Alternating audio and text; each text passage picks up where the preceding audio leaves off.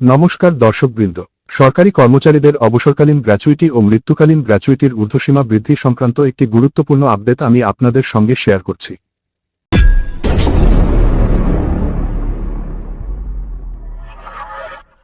কেন্দ্রের সপ্তম বেতন কমিশনের 2016 সালের নিয়ম অনুসারে বলাই ছিল যে কেন্দ্রীয় কর্মচারীদের মহার্ঘ ভাতা 50% হলেই অন্যান্য বিভিন্ন ভাতার পরিমাণও নির্দিষ্ট হারে বৃদ্ধি পাবে।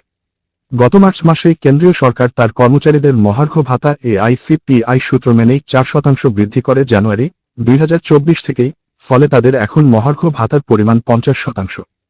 এর ফলে কেন্দ্রীয় কর্মচারীদের বাড়ি ভাড়া ভাতাসহ বেশ কিছু ভাতাও স্বয়ংক্রিয়ভাবেই পরপর বৃদ্ধি পায়। সেই সূত্র ধরেই এবার এলো গ্র্যাচুইটির সর্বোচ্চ মাত্রা বৃদ্ধির নির্দেশিকা, যা নির্বাচনের আবহেই গতকাল প্রকাশিত হয়।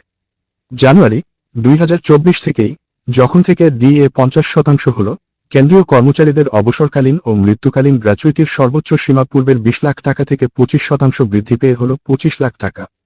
ভিডিওটি ভালো লাগলেই অবশ্যই সাবস্ক্রাইবও করবেন চ্যানেলটি পরবর্তী আপডেট ভিডিও পাওয়ার জন্য। ধন্যবাদ।